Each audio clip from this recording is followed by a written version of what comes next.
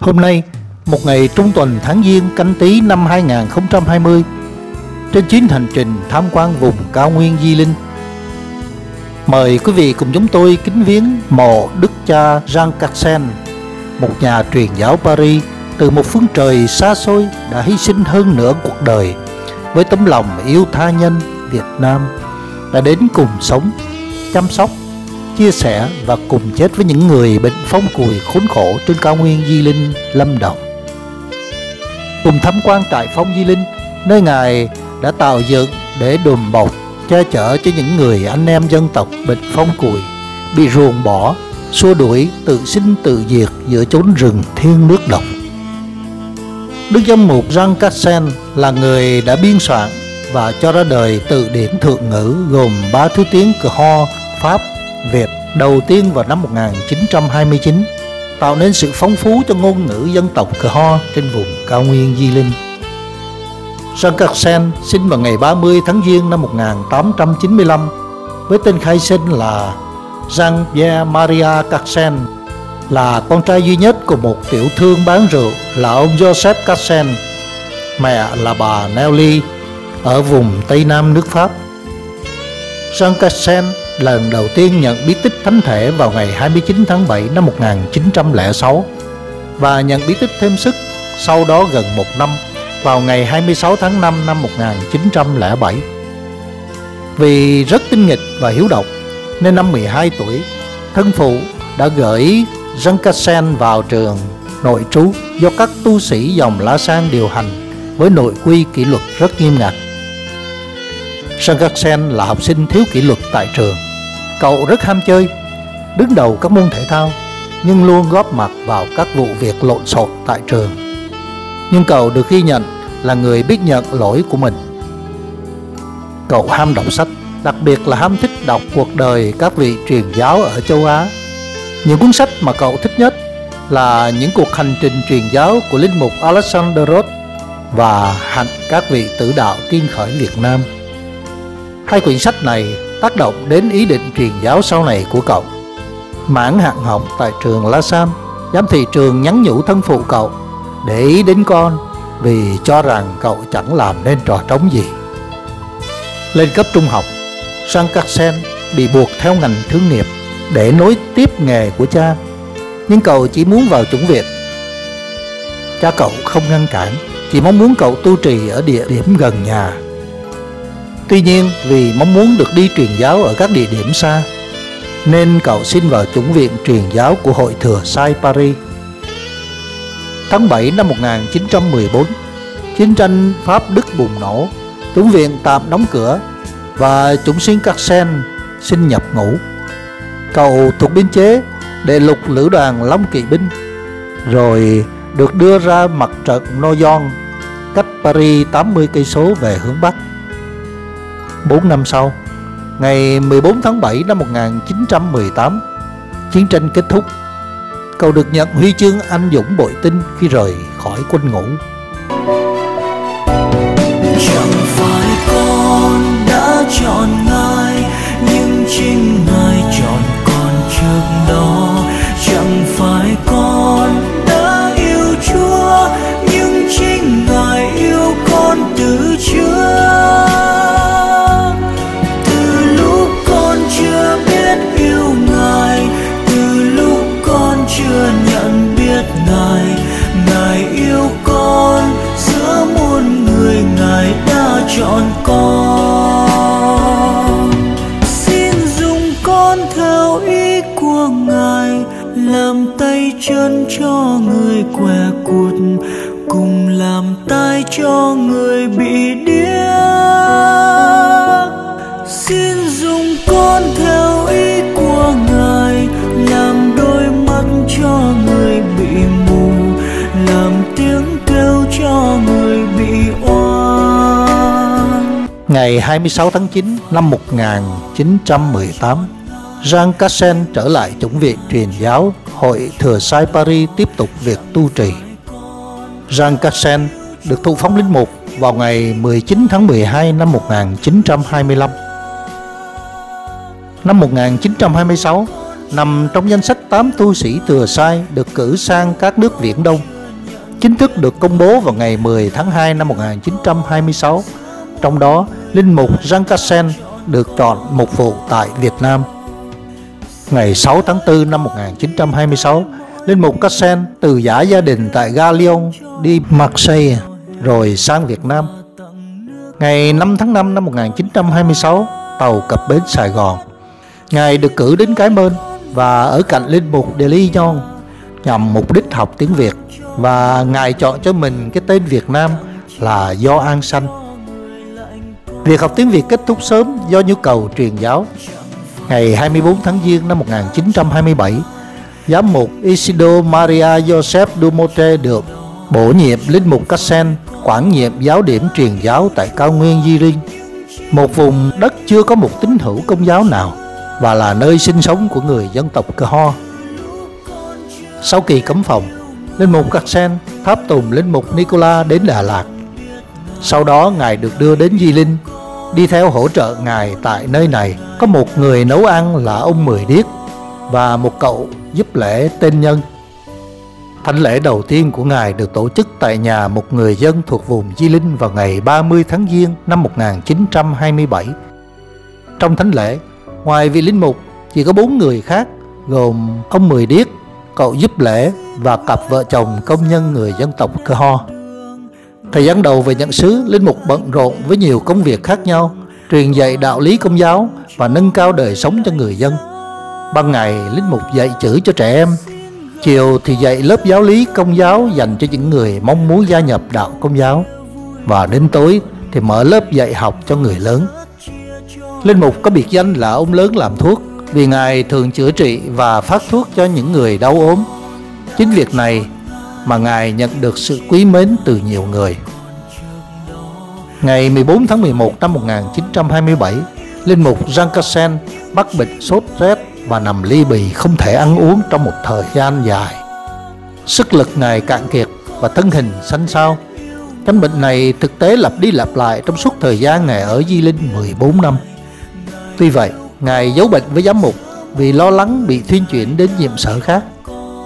Nhiều lần do thấy Ngài vắng mặt quá lâu, các linh mục có nhiệm sở ở gần Di Linh đến thăm thì phát hiện Ngài cùng các cộng sự viên là cậu giúp lễ và ông nấu ăn đều đang đau bệnh. Tuy vậy, việc thuyết phục Ngài đến bệnh viện chữa bệnh là không thể, vì Ngài kiên quyết ở lại với giáo dân. Trong lần giám mục Dumote yêu cầu linh mục quản lý đến thăm linh mục Cassai, linh mục này đến Di Linh và khi nhận thấy tình hình tại đây không ổn, đã yêu cầu đưa xe đến đưa linh mục Cassai đến bệnh viện. Đó là lần đầu tiên đưa được Ngài đến bệnh viện, nhưng chỉ kéo dài chưa đầy 1 tháng. Nếu con không vác thập giá, làm sao hiểu được tình Ngài yêu con? Yêu con vuông tròn sát son, yêu con hiến trọn xác hồn. Nếu con không vác thập giá, làm sao hiểu được tình Ngài khổ đau? Yêu con mòn mỏi u sầu, yêu con đợi chờ hát hiu.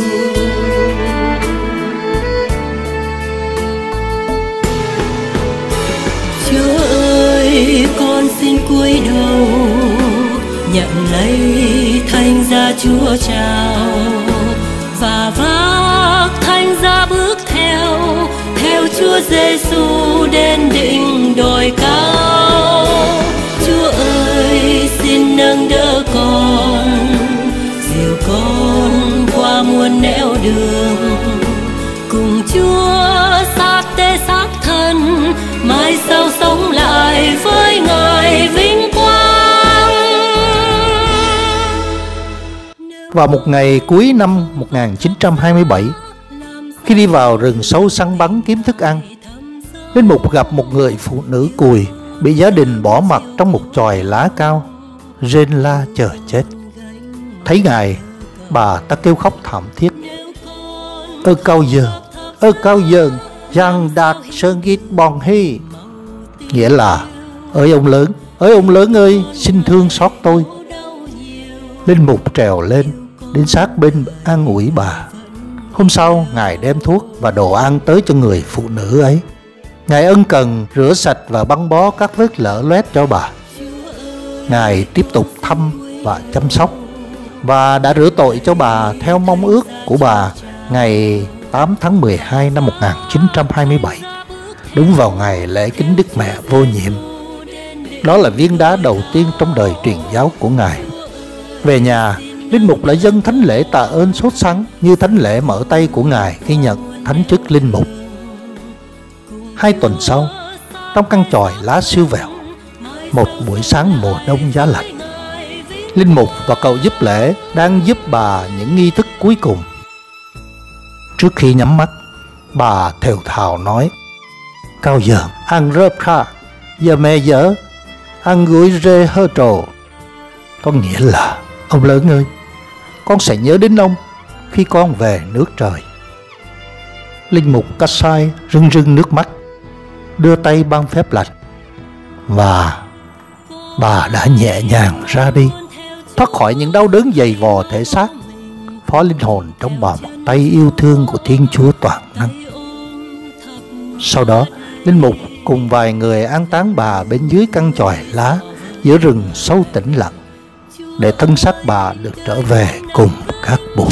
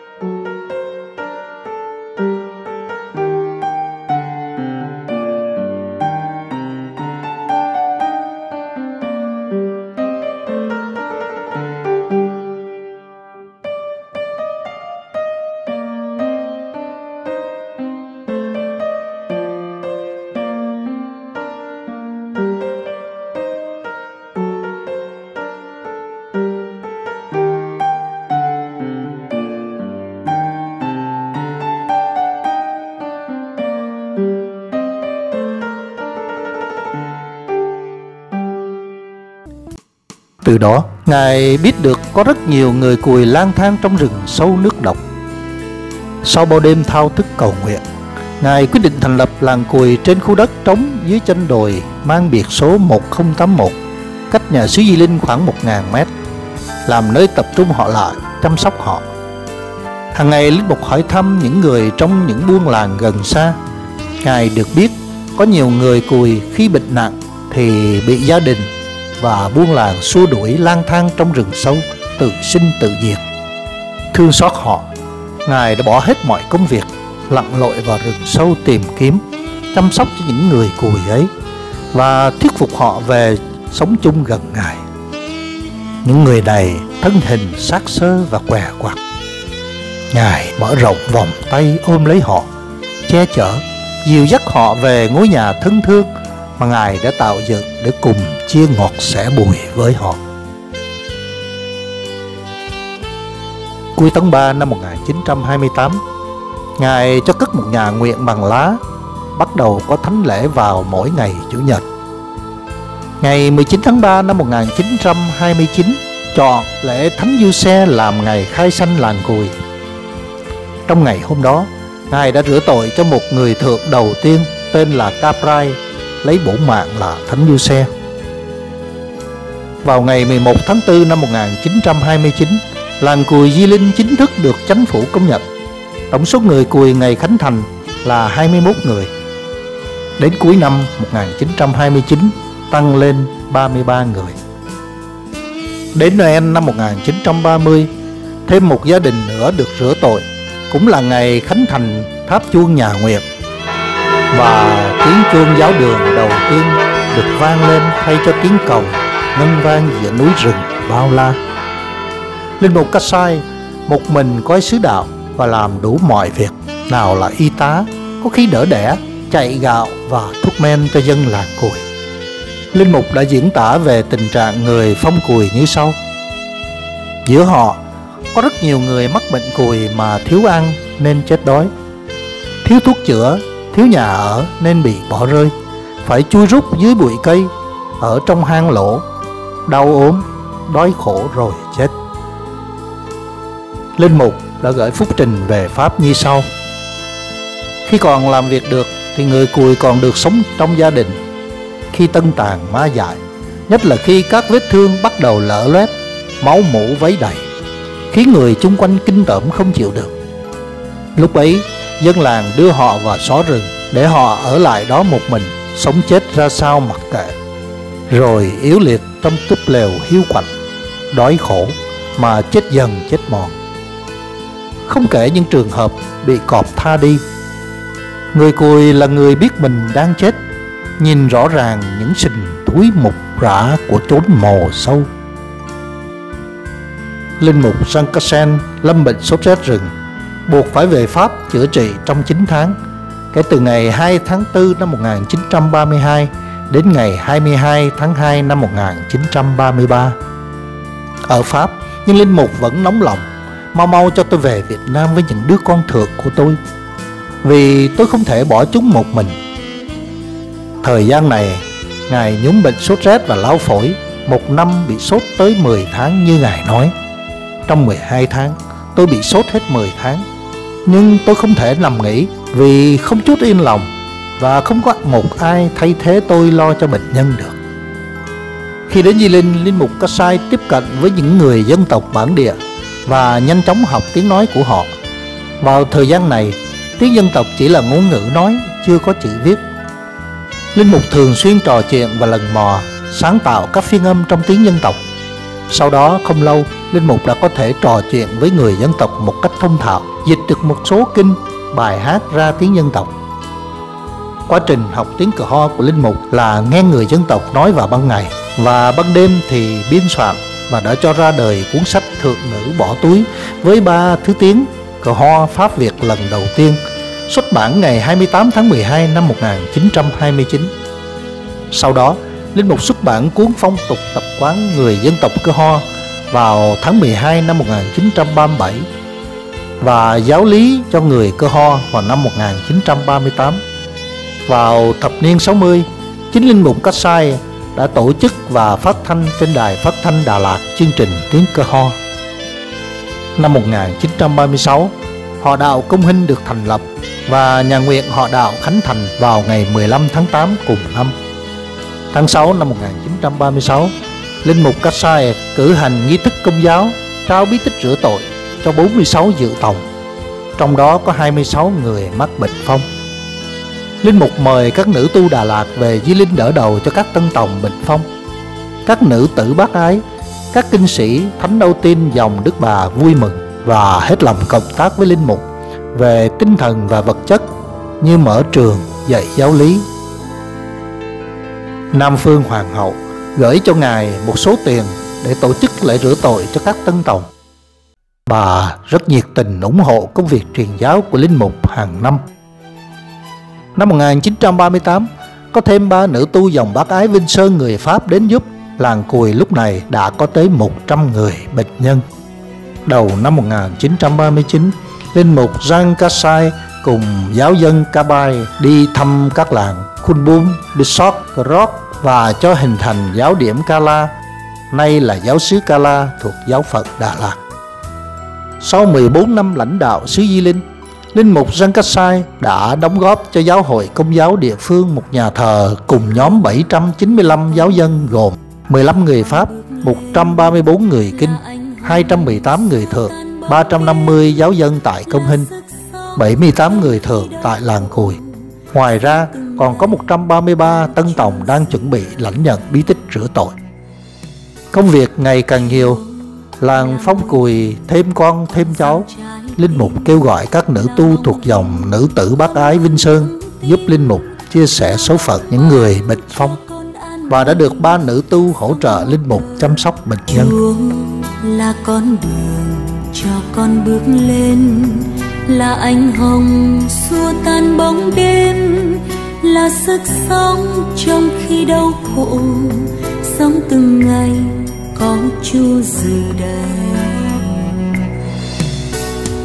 Chúa là mối tình con dâng trái tim, là bóng hình con luôn vững tin, là bóng mát cho con an nghỉ, sống một đời cùng người con vui.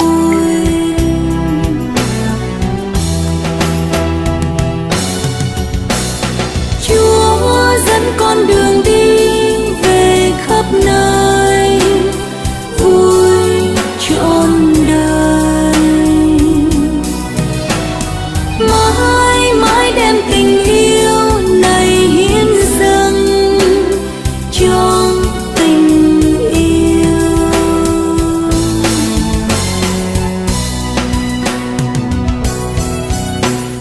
Chúa từng xuống đời mang thân đớn đau, từng với người chung tim xuyên sau.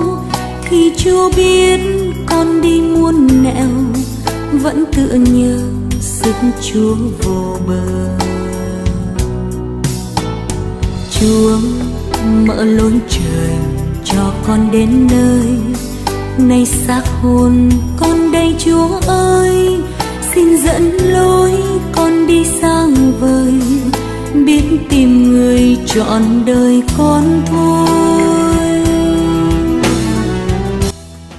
Vào một ngày mùa hè năm 1938, linh mục Kasai đang băng bó cho một người rụng hết ngón tay ngón chân, giật mình với câu hỏi bên tai: ông có quyền gì mà dám mở nhà điều trị căn bệnh ghê sợ này?